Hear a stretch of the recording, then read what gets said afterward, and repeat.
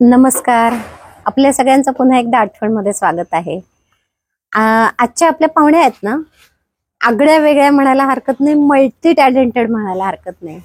कारण आयुष्यामध्ये सुरुवात जेव्हा झाली ना, तर एक अशा घरात त्यांचा जन्म झाला जिथे आई बाबा दोघेही शिक्षक, आणि त्याहून जिथे लग्न करून गेल्या तिथेही त्यांच्या सासूबाई शिक्षक.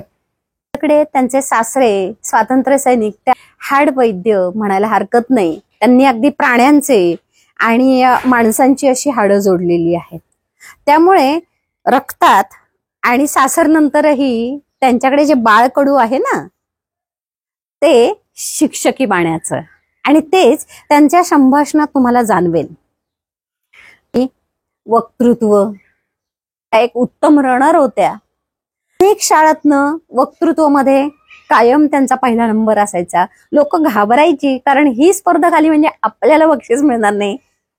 ह्या अशा प्रकारचं व्यक्तिमत्व असणाऱ्या, एक धडाडीचा बाणा असणाऱ्या अशा ह्या डॉक्टर मंगला धेंड. त्याही पलीकडे हे झालं शालेय शिक्षणाबद्दल. म्हणजे जसं मी तुम्हाला म्हटलं की त्या प्रत्येक ह्याच्यातच फर्स्ट होत्या. म्हणजे त्यांना असं वाटायचं जे करेल ते उत्तमच करेल, नाही तर मी करणार नाही. म्हणजे अशा प्रकारचं त्यांचं हे स्वतःचं जीवनमूल्य असल्यामुळे त्यांनी पुढच्या त्यांच्या आयुष्यामध्ये जेव्हा त्यांनी त्यांचं करिअर स्टार्ट केलं, तेही त्यांना शिक्षक व्हायचं नव्हतं. पण त्या शिक्षकी पेशात कशा आल्या हेही तुम्हाला कळेल.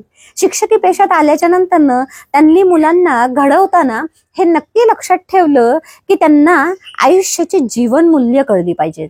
कारण एक चांगला व्यक्ती घडला तरच समाज घडेल, हे त्यांच्या लक्षात आलं. आणि म्हणूनच त्यांनी मुलांना शिक्षणाबरोबरच एक उत्तम मनुष्य कसं व्हायचं ह्याचं देखील शिक्षण दिलं. हे त्यांच्या प्रवासामध्ये हे तुम्हाला जाणवणारच आहे. आणि हे सगळं करता करता तुमच्या असं लक्षात येईल की अरे, खूप काही शिकण्यासारखं आहे यांच्याकडनं. त्या जेव्हा सांगतात ना त्यांच्या आयुष्याचं हे करिअर, त्यांचं लग्नाचं एक वेगळंच अशी कथा, तर हे तुम्हाला बघायला नक्कीच आवडेल. आणि म्हणूनच आजच्या ह्या प्रवासामध्ये तुम्ही नक्कीच एन्जॉय करा त्यांच्याबरोबर त्यांच्या आयुष्याचा हा प्रवास. PhD कंप्लीट केली, त्यानंतर त्यांनी विविध देशांमध्ये गेले. थायलंड, अमेरिका, UK असे विविध देश त्यांनी जाऊन आल्या. त्याचबरोबर त्यांच्या नावानं एक पेटेंट आहे. त्यांच्याबद्दल सांगायचं झालं तर एका भागात सांगता नाही येणार, म्हणूनच 2 भाग झालेले आहेत. कारण आयुष्याचं करिअर हा एक वेगळा भाग, आणि जेव्हा करिअर सोडून तेव्हा काही गोष्टी आपल्या लक्षात येतात की करिअर हे सगळं फोल आहे, पैसा हा फोल आहे. आणि हे जेव्हा लक्षात येतं तेव्हा आयुष्यात एक वेगळा ट्विस्ट येतो. तो आपण दुसऱ्या भागात बघणार आहोत. तर चला आज भेटूयात मंगला धेंड. आयुष्याचा प्रवास त्यांच्या मुखातून ऐकूयात. डॉक्टर मंगला धेंड. नमस्ते सर्वांना. मी प्रथम माझं नाव सांगते. मी डॉक्टर मंगल हेमंत धेंड पुण्यामध्ये असते. मी रिटायर्ड इंजिनिअरिंग कॉलेजमधनं प्राध्यापिका होते. आता मी रिटायर्ड आहे, व्हॉलेंटिअर रिटायरमेंट घेतलेली आहे मी. आणि माझी NGO चालवते विहंगम टेक्नो होलिस्टिक ऑर्गनायझेशन म्हणून. आणि एक स्पिरिच्युअल सेंटरही डेव्हलप केलं आहे खेड शिवापूरला, पुण्यापासून 35 किलोमीटर अंतरावर आहे, सुदर्शन पिरॅमिड पॅराडाईज. तर सगळ्यात आधी माझी ओळख सांगितली, पण मला आज इथे जे बोलवलंय त्यांचे मला मनपूर्वक धन्यवाद द्यायचे. आपल्या विजयताई आठवण चॅनलच्या आणि ज्योतिताई यांना खूप खूप खूप धन्यवाद, मनापासून धन्यवाद. कारण आठवण चॅनल हा जो उपक्रम त्या राबवत आहे तो एक अतिशय स्तुत्य आहे. आणि मला कल्पनाच एवढी आवडली की एक सर्वसामान्यांनी आयुष्य कसं जगलं आणि हे सर्वसामान्य स्त्रियांपर्यंत पोहोचवणं, प्रेक्षकांपर्यंत पोहोचवणं आणि आपल्या जीवनातले अनुभवावरून इतरांनीही शिकावं, ही कल्पना अतिशय खूप चांगली आहे आणि खरंच प्रशंसनीय आहे. त्यामुळे मी लगेच त्यांनी विचारलं, हो म्हटले. आणि आज त्यांनी जे कष्ट घेतले हे तुमच्यापर्यंत पोहोचवण्यासाठी, त्याच्याबद्दल मी खूप खूप अगदी शुक्रिया, आपण जे म्हणतो मनापासून धन्यवाद ते व्यक्त करते. आणि तुमच्या सर्व प्रेक्षकांना सुद्धा तुम्ही हे आठवण चॅनल पाहत आहात, प्रथम सबस्क्राईब करा आणि जरूर एकमेकांपासून आपण हातात हात घालून पुढे शिकत चलूयात, हा मला संदेश द्यावासा वाटतो. तर थोडंसं मी बालपणापासून सुरुवात करते. बघितलं तर माझे आई वडील हे शिक्षक होते. नुसते शिक्षकच नव्हते तर बरेचसे असंख्य पुरस्कार मिळालेले हाडाचे शिक्षक होते. माझे वडील शंकरराव डिंगणे हे राष्ट्रपती पुरस्कार अवॉर्डित हायस्कूलचे मुख्याध्यापक. हडपसरमध्ये त्यांनी पूर्ण कारकीर्द काढलेली आहे. हडपसरची जी प्रसिद्ध साधना शाळा आहे त्याचे ते प्राचार्य होते. अनेक शाळा त्यांनी बांधलेल्या आहेत. रयत शिक्षण संस्थेमध्ये कर्मवीर भाऊराव पाटलांचे ते मानसपुत्रच होते आणि खूप सामाजिक कार्य वडिलांनी केलेलं आहे. आणि त्यांचं जे गुण आहे ते आमच्या सर्वच मुलांच्या रक्तात, हाडात, मासात उतरलेलं आहे. माझी आई सुद्धा कॉर्पोरेशनच्या शाळेमध्ये मुख्याध्यापिका म्हणून रिटायर झालेली आहे. तिलाही अनेक जिल्हा परिषदेचे, कॉर्पोरेशनचे अवॉर्ड मिळालेले आहेत उत्कृष्ट शिक्षक म्हणून. आणि हे रक्त माझ्या हाडामासात असल्यामुळं मीही म्हटलं तर हाडाची शिक्षिकाच आहे. आणि मला नॅशनल, इंटरनॅशनल अवॉर्डही खूप आहेत. आदर्श शिक्षिका म्हणून माझ्या मॅनेजमेंटनी इंजिनिअरिंग कॉलेजच्या नेहमीच माझा गौरव केला. आणि नुसतं शिक्षक म्हणून नाही तर एक आद्य म्हणजे ऍडमिनिस्ट्रेशन आपण जे म्हणतो, हेड ऑफ द डिपार्टमेंट, विद्युत इंजिनिअरिंग कॉलेजमध्ये मी हेड ऑफ द डिपार्टमेंट 12 वर्ष होते पुण्याच्या नामांकित अभियांत्रिकी कॉलेजमध्ये. आणि या हेड ऑफ द डिपार्टमेंटमध्ये मला खूप ऍडमिनिस्ट्रेशन बद्दल अवॉर्ड्स मिळालेले आहेत. आणि माझ्या डिपार्टमेंटचा प्रोग्रेस हा डबल असायचा इतर डिपार्टमेंटपेक्षा. स्टुडंट्सला घडवायचं कसं, एक विद्यार्थी हा उत्तम माणूस म्हणून जगला पाहिजे यासाठी सदैव शिक्षण, त्यांना मूल्य शिक्षण, जीवनमूल्य शिक्षण जास्त फोकस करून मी दिलंय. आणि टीचर्स सुद्धा घडवले.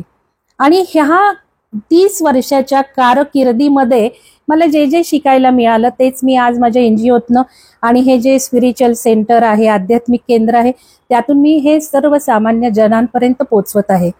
तर माझं बालपण हे असं उत्कृष्ट हाडाचे शिक्षक आई वडील असलेले असल्यामुळं माझी शैक्षणिक कारकीर्द, शैक्षणिकच नाही तर आतापर्यंतची सर्व कारकीर्द ही झुंज देणारी तर ठरलीच ठरली.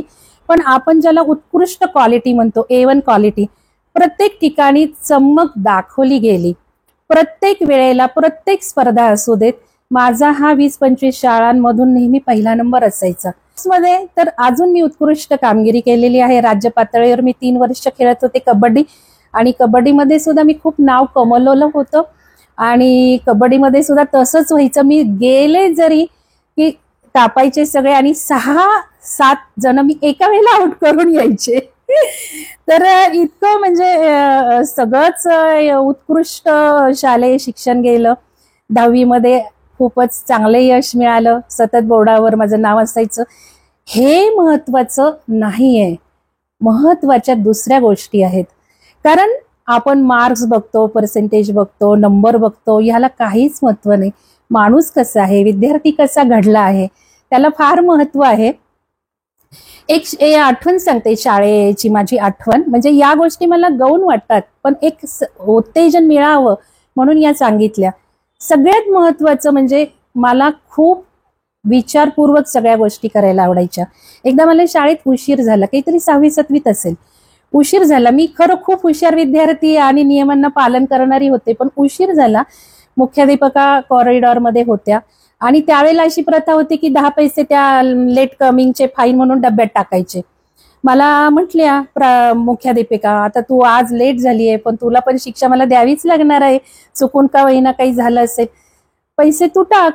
मी म्हटलं, मॅडम मी उशीर आलीये, शिक्षा मला द्या. तुम्ही जे मला आज हे पैसे टाकायला सांगता ती शिक्षा माझ्या आई वडिलांना आहे, मी कमवत नाहीये, त्यामुळे तुम्ही मला शिक्षा द्या.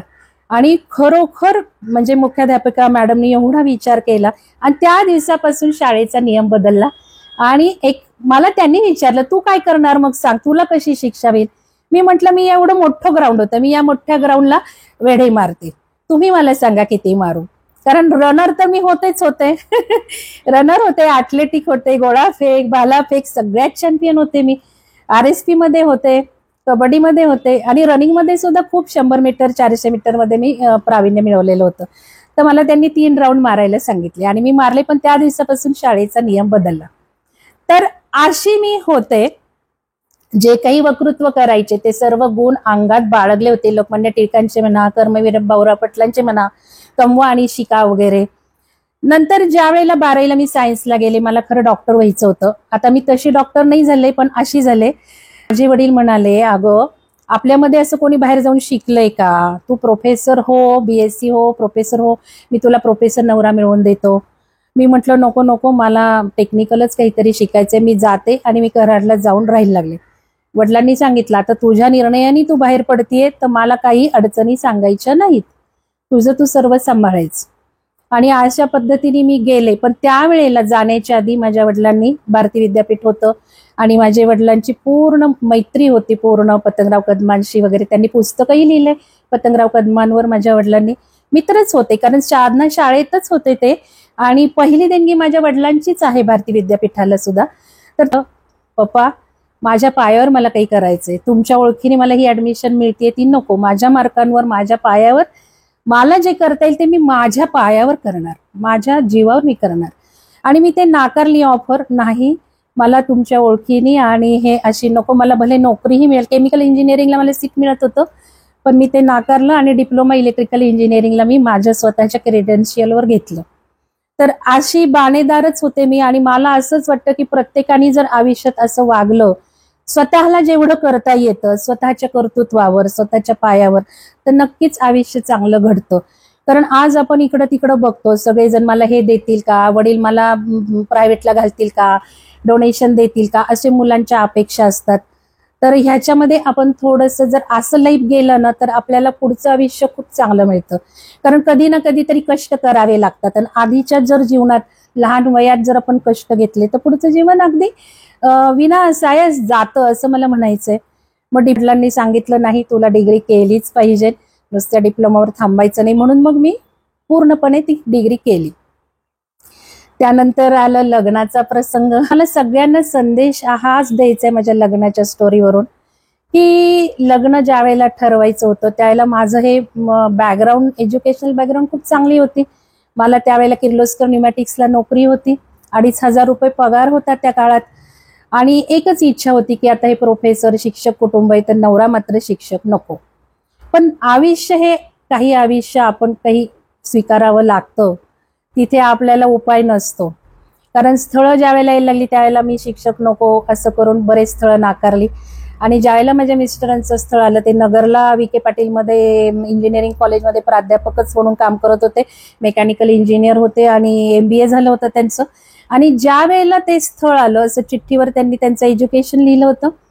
आणि माझे रिलेटिव्ह ज्या वेळेला माझ्या पुढे घेऊन आले, तर मी एकदम हो म्हटले. मला काहीही सांगता येणार नाही, मी कशी हो म्हटले. त्यांना शॉक होता आई वडिलांना, कारण वडील थोडेसे आजारी होते त्या काळामध्ये. बघण्याचा कार्यक्रम झाला. नंतर घर बघायला म्हणून आई आली होती माझ्या बरोबर, कारण तेवढा माझा हट्ट होता की मला बोलायचे घरातल्या माणसांशी, पर्टिक्युलरली सासू आणि मिस्टर यांच्याशी बोलायचे, घर कसं आहे बघायचे. मग आई आणि मी गेलो. वडील आजारी होते. घर अतिशय छोटं होतं. हॉल म्हटलं तर अगदी एवढ्याच जागेत हॉल होता. किचनही छोटं होतं आणि हॉल आणि किचनच्या वरती मोठा हॉल होता. आणि माणसं एकदम साधी. माझ्या सासूबाई सुद्धा शिक्षिका होत्या आणि ती सादगी मनाला एवढी भावली ना माझ्या. आणि माझ्या एवढंच एक्सपेक्टेशन होतं लग्नाच्या बाबतीत की समजून घेणारी लोक पाहिजेत. आणि एकदा का समजून घेणारी लोक असेल ना, आयुष्यात आपल्याला खूप काही करता येतं. घर मोठं होतं, आई वडील शिक्षिका असल्यामुळे 2 मजली घर होतं, बंगला होता. आई म्हटली तू त्या घरात मावणार सुद्धा नाही, कारण लहानपणापासूनच प्रकृती ही अशीच होती. कारण स्पोर्ट्स सोडल्यावर तर अजून जास्त झालं. आणि आई म्हणाली बघ तू विचार कर, तू राहू शकशील का अशा वातावरणात, अशा घरात. मी म्हटलं घर नाही बघायचं, माणसं बघायची घरातली. आणि घरातली माणसं मला आवडली आहेत. मग त्यावेळेला काही नव्हतं माझ्या मिस्टरांकडं, ना घर नव्हतं, ना गाडी नव्हती, 2 व्हीलर नव्हती, काहीही नव्हतं. आणि विखे पाटीलमध्ये ते नोकरी करत होते. माझ्या 1/5 त्यांना सॅलरी होती, 500 रुपये फक्त. हा जो माझा निर्णय होता तो इतका उत्कृष्ट ठरलेला आहे निर्णय, कारण मी आई वडिलांना म्हटलं होतं जे काही मिळवायचे ते मी मिळवेल, तुम्ही मुलीला समर्थ केलेलं आहे आणि जे काही हवे आम्ही दोघं मिळवू. ते पण एवढे एज्युकेटेड आहेत, बरं स्वभाव चांगला आहे. आणि मग काय जे मिळवायचं ते आम्ही मिळवलंच आहे. आज आज आम्हाला काही कमी असं नाहीये. तर त्यावेळेला हे मला खूप जणांनी सांगितलं की लग्नाच्या बाजारामध्ये असं कोणी बघतच नाही. लग्न बघायचं म्हटलं की घर, गाडी, पैसा, इव्हन सगळे सर्टिफिकेट्स मागून घेतात, घराचे कागदपत्र, खरंच घर नावावर आहे का, घरामध्ये माणसं नाही आहेत ना. तर थोडं मला हे सांगायचंय, आपण जर माणसांच्या क्वालिटीला महत्व दिलं ना तर आयुष्य खूप सुखात जाईल. तर हा माझ्या लग्नाचा अनुभव जो आहे, लाखात एक मला नवरा मिळालेला आहे सांगते, आणि मला कशाचीही कमी नाहीये, कशाचीही. आम्ही 6 महिन्यातच सगळं कमवलं. माझा किर्लोस्कर न्यूमॅटिकचा जॉब मला आईने सोडायला लावला. मला कंटिन्युएशन मिळत होतं 1 वर्षाचं ट्रेनिंग नंतर. पण आईचे संस्कार, वडिलांचे संस्कार हे अतिशय उत्तम घडले. म्हणजे आमच्या जीवनाला त्यांनी आकार दिलाय. आईने मला एकच सांगितलं, तुला जॉब करण्याला तुला एक्सटेन्शन मिळतंय. माझ्या मिस्टरनं पुण्यातच यायचं होतं त्यावेळेला. ते म्हणत होते जॉब सोडू नको तू, मलाही पुण्यात यायचंय. पण माझी आई म्हणाली, हे बघ आयुष्यभर तुला करिअर आहे, जॉब आहे, 1 वर्ष न सासूला तू 1 वर्ष द्यायचं, आणि मी काही तुला या घरात राहून देणार नाही. कारण लग्नानंतरही मी आमच्या माहेरीच राहत होते जॉब मुळे, किर्लोस्कर न्यूमॅटिक्सला जॉब असल्यामुळे. आई म्हटली 1 वर्ष सासूला द्यायचं. त्या जी काही सासू आहे तिच्या इच्छा, आकांक्षा पूर्ण करायच्या, पुढचं आयुष्य तुझं. त्यामुळं मग नगर गाठलं जॉब सोडून. आणि तोही निर्णय खूप चांगलाच झाला, कारण ही जी व्हॅल्यू आईने दिली ती आज तागायत नेहमीच लक्षात ठेवली. त्यामुळं कधीच कोणाशी वादच झाले नाही घरी, ना सासूशी, ना नंदांशी, ना दिरांशी, ना जावाशी, आज तागायत. आणि मिस्टरांशी सुद्धा 33 वर्ष आमचा संसार झालाय, पण एकदाही भांडण नाहीये, एकदाही वाद नाही आहेत. तर इतके हे डिसिजन आपण जर माणसांच्या क्वालिटीजला ओळखलं, समजून घेण्याची प्रवृत्ती असेल तर खूपच आयुष्यातले चॅलेंजेस खूप दूर होऊन जातात. आणि आपण ज्याला व्हॅल्यू देतो, ज्या गोष्टीला व्हॅल्यू देतो त्या प्रमाणातच आपलं आयुष्य घडतं. पैशाला व्हॅल्यू दिला तर पैसा आज आहे उद्या नाही, पैसा लगेच निघून जातो. पण माणसांची क्वालिटी ही जडणघडण असते, त्या माणसांची स्वभावाला औषध नाही आपण म्हणतो. तर हे स्वभाव आपण बघायला हवाय आणि त्याप्रमाणे पुढे मार्गक्रमण करायला हवंय असं मला वाटतं. आता आम्हाला जसे संस्कार दिले आई वडिलांनी, तसेच माझ्या मिस्टरांकडेही सासू सासऱ्यांनी सगळ्या मुलांना खूप उत्तम संस्कार दिलेले. अर्थात माझ्या सासूबाई शिक्षिकाच होत्या, आणि माझे सासरे हे एक समाजसेवा करणारे उत्कृष्ट, म्हणजे त्यावेळेला आपण जे म्हणतो एक आरोग्य, आयुर्वेदिक संपूर्ण उपचार, हाडाचे वैद्य असल्यासारखं होतं. त्यांना सुद्धा नॅशनल गव्हर्नमेंटचा स्टार मिळालाय त्यांच्या स्वयंसेवा, सामाजिक सेवेबद्दल. आणि कुठलाही एकही पैसा न घेता ते सगळे हाडाचे वैद्यगिरी करत होते, हाडं जुळवत होते, प्राण्यांची सुद्धा, मनुष्यांची सुद्धा. कधीच कोणाकडनं पैसे घेतले नाही. आणि सासूबाईंनी तर एवढं मुलांना उत्तम संस्कार दिलेले होते की माझे दीर आणि माझे मिस्टर या दोघांनाही खूप छान स्वयंपाक पाणी सुद्धा शिकवलं होतं. एक शिक्षिका असल्यामुळं येणाऱ्या सुनांची काळजी तिने त्यांच्या लग्नाच्या आधीच घेतली होती. आणि मला आठवतं ज्या वेळेला मी कॉलेजला माझी शिफ्ट होती आणि सासूबाई कधी यायच्या नगरवरनं आणि संध्याकाळ व्हायची, तर त्या माझ्या मिस्टरना म्हणायच्या, ती दमून येईल आता, तू चहा टाक, तू पोहे उपमा कर. एवढे संस्कार त्यांनी दिले, त्यामुळे कधी असे वादाचे प्रश्नच आले नाही. मी म्हणते प्रत्येक आईने मुलाला हे संस्कार दिले पाहिजेत. आज आपण मुलांचं खूप पुढं करतो, जेवायला वाढतो, येणाऱ्या सुनेची काळजी कधी घेणार? हे लहानपणापासूनच मुलांनाही घडवायला लागतं. माझ्या मुलालाही मी तसंच केलंय. माझा मुलगा स्वतः हाताने घेऊनच जेवण करतो. कारण आपण जर आधी असे लाड केले तरी मग नंतर आपण बघतो आजकाल सुनांचं काय चालू असतं.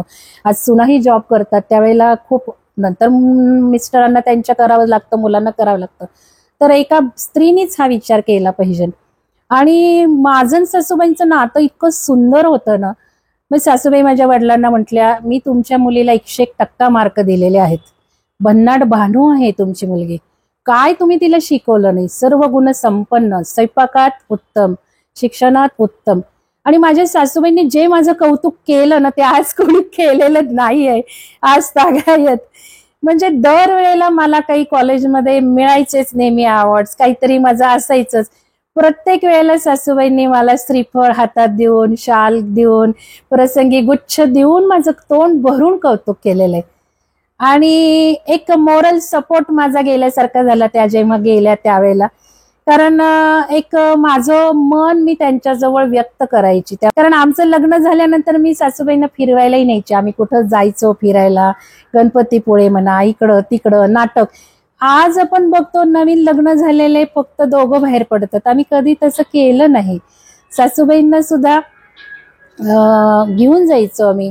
तर आई वडिलांनी मला बाळकडून पाजलं होतं मूल्यांचं. तसं मला वाटतं माझं लग्न झाल्यानंतर जे काही माझं घडलं ते सासूबाईंच्या संदेशामुळेच घडलं. कारण सासूबाई मला नेहमी म्हणायच्या, मंगल तू खूप हुशार आहेस, इतर स्त्रिया करतात ना त्यातच तू रमू नको. चूल मूल यामध्ये तर काय सगळ्या स्त्रिया रमतात. तू हुशार आहेस, खूप काही वेगळं करू शकतेस, वेगळं काहीतरी कर, जग बघ. त्याच्यामुळे मग मी नंतर लग्नानंतर पोस्ट ग्रॅज्युएशन COEP मधनं ME केली. तिथे सुद्धा माझी कारकीर्द चांगली घडली. मी रेकॉर्ड ब्रेकिंग मध्ये ME केली पॉवर सिस्टीम मध्ये. आणि मिस्टरांचा एक हट्ट होता की तू ते शिक्षण घेतलंच पाहिजे आणि त्यांच्यामुळे मी ते शिकले पोस्ट ग्रॅज्युएशन. मला इच्छा नव्हती. संस्थेसाठी फाउंडर मेंबरच होते मी संस्थेची, म्हणजे प्राचार्यांच्याही आधी मी होते पहिली शिक्षक म्हणून. त्यावेळेला इंटरव्ह्यूला सुद्धा त्यांनी मला विचारलं होतं की तुम्ही शिफ्टमध्ये काम कराल का, घरची जबाबदारी काही आहे का. तर मिस्टर हे नेहमीच उत्तम साथ देणारे ठरले आणि त्यांच्यामुळे मला शिक्षक म्हणजे आपण जे म्हणतो तिथे मी शिरले. मनातून मला लग्नही शिक्षक नवरा नको होता, मला शिक्षक व्हायचं नव्हतं.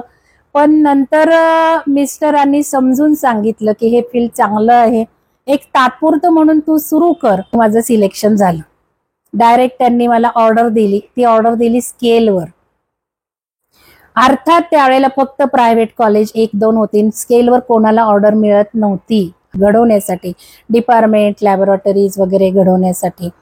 तर इथे सुद्धा एकच मी सतत मनात बाळगायचे की 100% जे काही द्यायचं ते 100% झोकून देऊन काम करायचा मुळातच स्वभाव होता. त्यामुळे प्रोफेशनल लाईफ मध्ये सुद्धा बरेच असंख्य अवॉर्ड मिळाले. नंतर PhD मी केली, म्हणजे नांदेड विद्यापीठातून मी केली. त्यावेळेला सुद्धा गाईडनी माझा बायोडाटा बघितला आणि 2 मिनिटात मला स्वीकारलं. 2 मिनिट. ऍक्च्युअली कॉलेज करता करता जॉब करता करता PhD ला 6-7 वर्ष कमीत कमी लागतात असं रेकॉर्ड आहे. पण मी अवघ्या 2.5 वर्षात ती पूर्ण केली आणि माझं रिसर्चवर खूप जगभर मानांकित झालं. मला भरपूर अवॉर्ड्स मिळाले माझ्या रिसर्च वर्कला. स्प्रिंजर इंटरनॅशनल सारख्या इंटरनॅशनल कॉन्फरन्सला बेस्ट पेपर अवॉर्ड आहे. माझं इंडियन पेटंट सुद्धा आहे स्मार्ट ग्रिड मध्ये. स्मार्ट ग्रिड पॉवर सिस्टीम आपण जे म्हणतो त्याच्यात माझं इंडियन पेटंट आहे. आणि मी आंतरदेशीय रिसर्च पब्लिश केलेले, प्रेझेंट केलेत. UK, तैवान, सिंगापूर, थायलंड 7-8 कंट्रीमध्ये मी या कामासाठी फिरलेली आहे. वेगळे वेगळे प्रोफेशनल कामं मी तिथे जगभरातल्या मान्यवाद म्हणजे मानांकित कॉन्फरन्समधनं मी सेशन चेअरमन म्हणून, प्रेझेंटेशन म्हणून कामं केलेली आहेत. तिथल्या माझ्या आठवणी सांगायच्या तर एवढी मी धाडशी नव्हते एकटीने प्रवास करण्याइतकी इंटरनॅशनल. पण काही गोष्टी मी शिकले की एक आपण मनात घेतलं ना त्याला परत फाटे फोडायचे नाहीत आणि कुठल्याही अडचणी येऊ देत ते पूर्ण करायचे. तर एकटीने प्रवास सुद्धा मला तो चॅलेंजिंग होता, कारण आयुष्यभरात मिस्टरांनी नेहमीच साथ दिल्यामुळं एकटीने UK ला जाणं, एकटीने अमेरिकेला जाणं. अमेरिकेत सुद्धा अमेरिकेने मला 9 लाख फेलोशिप देऊन बोलून घेतलं होतं लिडरशिपच्या प्रोग्रामसाठी. आशिया पॅसिफिक रिजन मध्ये जो कोणी शांतता घडवेल, समजूतदारपणा घडवेल, म्युच्युअल अंडरस्टँडिंग घडवेल, प्रोग्रेस घडवेल, अशांना अमेरिका बोलून घेते आणि लिडरशिपचं ट्रेनिंग देते आणि 9-10 लाख मला ग्रँट मिळाली. पण हा प्रवास सुद्धा मी एक माझ्या स्वभावात जे आहे ना की आपण मनात कुठलीही शंका आणायची नाही, भीती आणायची नाही आणि कुठलीही गोष्ट आपल्या मनासारखी होते. आपण क्रिएटर आहोत, ऍक्च्युअली आपण क्रिएटर आहोत. तर या प्रवासातला अनुभव तुम्हाला सांगायचा म्हणजे माझं कार्ड नव्हतं ट्रॅव्हलिंग करण्याचं. कारमधनं मला माहिती पण नव्हतं की तिथे कार्ड लागतात आपल्याला, कार जसं उबरमध्ये वगैरे आपल्याला लागतं. आणि मी गेले आणि कार्ड नव्हतं, पण एक माहिती होतं कुठलीही अडचण आली की एक पॉझिटिव्ह बघायचं. झालं, हॉटेलला पोहोचलो, एअरपोर्टवरनं कार्ड नसले तर कार कशी मिळणार, काही भीती आणायची नाही. ओके, कळलं आता आपल्याला. मग लगेच बघायचं आपण हॉटेलमध्ये पोहोचलोय, जे हवंय ना ते झाल्याचं जर आपण बघितलं खंबीरपणे न भीता, कुठलेही निगेटिव्ह विचार मनात आणायचं नाही आणि ते घडतंच. मग काही नाही, मी म्हटलं मी हॉटेलमध्ये पोहोचली आहे असं करत माझा प्रॉब्लेम सांगितला आणि कॅश देऊन मी पोहोचले हॉटेलवर. कॉन्फरन्सलाही तसंच झालं. दुसऱ्या दिवशी मी कॉन्फरन्सला गेले. हॉटेलच्या समोर कार पार्क होत्या, अर्थात त्याला मी सांगितलं आणि गेले कॉन्फरन्सला. आता तिथे कॉन्फरन्स सेंटरच एवढं मोठं होतं एखाद्या सिटी सारखं, आणि शोधता शोधता आणि कॉन्फरन्स अटेंड करून बाहेर आल्यावर हवामान युकेचं एवढं थंड, पाऊस पडत होता. माझ्याजवळ कार्ड नव्हतं, कोणी मनुष्य दिसत नव्हतं आजूबाजूला, कार नव्हत्या. हॉटेलमधनं बाहेर पडताना तर कार होते, इथे कारही नव्हत्या. तरी मी डगमगले नाही, भीती नाही. कारण काय हवंय, हॉटेलला पोचायचंय. मग हॉटेलला पोचलो बघायचं, शंका मनात आणायची नाही. कार कुठनं येईल, मला कोण लिफ्ट देईल, कार्ड नाही माझ्याकडं, काही नाही. बाहेर पडले, चालत राहिले. एकही भीतीचा मनात संशय नव्हता. मला कार मिळणार आहे आणि मी हॉटेलला पोचणार आहे. पाऊस पडत होता, बर्फासारखा गार वारा होता. मी चालत होते. कार आली, मी थांबवलं, माझा प्रॉब्लेम सांगितला आणि पोचले. दुसऱ्या दिवशी माझं पेपर प्रेझेंटेशन होतं. आता थोडीशी मला भीती वाटली, कारण तिथे मनुष्यच दिसत नव्हते. मी थोडं मानुष्यच आहे तर असा विचार आला, काल आपल्याला लकीली कार मिळाली आणि आज नाही मिळाली तर पाऊस हा, थंडी ही. क्षणार्धात तो विचार मी बदलवला. मी काही हॉटेलला खाऊ सुद्धा शकत नव्हते नॉनव्हेज, लक्षात घ्या. पूर्ण ड्रायफ्रूट आणि अंड्यावर मी होते. अंड खाल्लं आणि ड्रायफ्रूट एवढंच मी होते 2 दिवस. तरी पण सकाळी उठले नेहमीसारखे, काही नाही, मला कॉन्फरन्स सेंटरला पोहोचायचे. आणि मी एक मनात विचार आणला की मला आता अशी कार मिळणार आहे की पूर्ण युके मला तो प्रवास, माझा जो काही स्टे आहे तो ड्रायव्हर तसाच मिळाला. आणि बरोबर मला तुम्हाला सांगते, बांगलादेशचा ड्रायव्हर मिळाला आणि शेवटपर्यंत 6 दिवस त्याने फिरवलं आणि एअरपोर्टवरही मला त्यांनी सोडवलं. नुसतंच माझं कॅशवर चाललं नाही, कार्ड नसताना सुद्धा, तर मला त्यांनी शॉपिंगला मदत केली, हवं तिकडं नेलं, मदत पण केली. तर मला हेच सांगायचंय की माझ्या अनुभवावरून जर आपण पॉझिटिव्ह राहिलो आणि मनात एखादी गोष्ट ठरवली ना, तर कुठलंही चॅलेंज पूर्ण करण्याची स्त्रीमध्ये शक्ती आहे.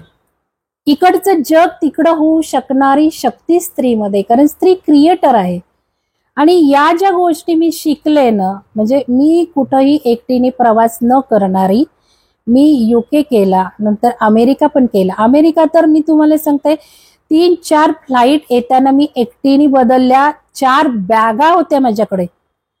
एक स्त्री, चायनाला माझं हे होता, ब्रेक होता, हॉल्ट होता. चायनाला कुठेही इंग्लिशमध्ये बोर्ड नसतात, इंग्लिश ते लोक आपल्याला बोलून सांगतही नाहीत काय. पण तिथेही मी भीती बाळगली नाही आणि व्यवस्थित एवढ्या फ्लाईट बदलून, एवढ्या बॅगा घेऊन मी व्यवस्थित प्रवास केला. तर प्रत्येक स्त्रीने, प्रत्येक व्यक्तीने हा विचार केला पाहिजे, आपण क्रिएटर आहोत, सर्व शक्ती आपल्यामध्ये आहे. ठरवलं तर होतच होतं. मनात शंका आणल्या, हे होणार का, कसं होणार, कसं जाणार, आपल्याला कोण मदत करणार, तर तसंच होतं. तर हे माझे इंटरनॅशनलचे अनुभव, अमेरिकेचे सुद्धा खूप भयानक अनुभव आहेत. कारण अर्थातच तो लिडरशिपचा प्रोग्राम होता आणि जंगलामध्ये काय, वाळवंटात काय, खूप खूप म्हणजे 25 जणांची टीम होती आमच्या 16 कंट्रीजची. आणि 16 कंट्रीजमधनं 25 जण निवडलेल्या टीममध्ये मी होते. इंडियातनं फक्त 3 निवडलेले होते. पण तो स्ट्रगलही माझा एक दिवसाचा स्ट्रगल असं सांगण्यासारखा आहे. आणि परप्रांतीय असल्यामुळं अंडरस्टँडिंग आणि जे काही आपण म्हणतो आपले संस्कार, रिलिजन्स हे खूप भिन्न असतात. आणि या भिन्न आजूबाजूच्या टीम बरोबर काम करणं खूप अवघड आहे. पण मला त्या लिडरशिप टीमनी अजून माझ्यात जे काही कमी होती, कमतरता होती, ते सुद्धा पुढं आणली आणि गुणांना विकसित केलं. आणि या सर्व जे काही माझ्या कॉलेजच्या कारकिर्दीवर स्टुडंट्सला मी हे जे सगळं व्हॅल्यू, सगळ्या मी काही शिकायची ते स्टुडंट्सला, माझ्या डिपार्टमेंटच्या प्राध्यापकांना मी शिकवायची. यातून जो काही प्रोग्रेस झाला, मुलांचे पेपर प्रेझेंटेशन, मुलांचे फॉरेन स्टडीचे ॲडमिशन्स, मुलांचे बक्षीस, शिक्षकांचं सगळं, या सगळ्या माझ्या अनुभवाच्या जोरावर शेवटी मला थोडंसं प्रोफेशनल लाईफमध्ये दुःख आलं. कारण best head of the department 3 वर्ष अवॉर्ड, दुसऱ्या डिपार्टमेंटपेक्षा दुप्पट माझा प्रोग्रेस, मार्क्स. मॅनेजमेंट स्वतः म्हणायचं, तुम्ही काय जादू करता, कुठून एवढे मार्क कसे मिळवता, कसं काम करता, एवढं स्पीड कसं येऊ शकतं, सगळ्यांना आश्चर्य वाटायचं. आणि असं असताना 6 पेच्या वेळेला आम्हाला अजिबात 6 पे दिला नाही. डिमोशन पण झालं. असिस्टंट प्रोफेसर मी त्यावेळेला होते, पण डिमोशनही कॉलेजनी केलं, सगळ्यांचंच केलं. आम्ही 8 हेड ऑफ द डिपार्टमेंट होतो आणि आम्हाला नाकारलं, डिझर्विंग पोस्ट नाकारली, स्केल कमी नेऊन ठेवलं. आणि हा इन्सल्ट सुद्धा पचला नाही थोडासा. मॅनेजमेंटला मी तेव्हाही विचारायला गेले की तुम्ही काय कारण आहे ते सांगा. मी सगळं कॉलेजचीच भूमिका घेत आलेली आहे. कारण एक वेळ अशी आली होती युनियन कॉलेजमध्ये 5th पेच्या वेळेला अख्खं कॉलेज मॅनेजमेंटच्या विरुद्ध गेलं होतं. पण माझ्या वडिलांचे संस्कार होते, मॅनेजमेंटला त्रास द्यायचा नाही, मॅनेजमेंट बरोबर राहायचं. मी एकटी खंबीरपणे त्यावेळेला मॅनेजमेंट बरोबर होते वडिलांच्या संस्कारामुळे. अख्खं कॉलेज मॅनेजमेंट विरोधात आणि मी एकटी मॅनेजमेंट बरोबर. पाण्यात राहून माशाशी वैर केल्यासारखी मी झुंज दिली. त्यावेळेचा तो स्ट्रगल वेगळाच होता. मला वाईट टाकलं होतं सगळ्यांनी. मी दिसले तरी लोक बाजू बदलून जायचे, ही मॅनेजमेंटची बाजू घेणारी. बाजू म्हणजे काहीच नाही, फक्त युनियन स्ट्राईक संपमध्ये मी भाग घेत नव्हते आणि माझं काम अगदी कर्तव्य पूर्णपणे ऑनेस्टली करत होते. 5th पेला दिलं नव्हतं तरी. मग 6 पेच्या वेळेला मात्र थोडंसं असं वाटलं की मॅनेजमेंटला विचार प्रॉब्लेम काय, तर आपण as a head of department सगळ्यांना पटवून सांगावं, कारण पटवून सांगण्याची क्षमता होतीच. मी मॅनेजमेंटकडे गेले की तुमच्या अडचणी सांगा, मी प्राध्यापकांपुढे मांडते, पटवून देते. तर त्यांनी माझ्या कमतरतेवर बोट ठेवलं. म्हणे तुम्ही PhD केली नाही म्हणून आम्ही तुम्हाला दिलं नाही, आमच्या अडचणी काहीच नाही. हे खूप मनाला झोंबलं. कारण जेव्हा जेव्हा PhD करायची वेळ आली होती त्याला प्राचार्यांनी जाऊन दिलं नव्हतं.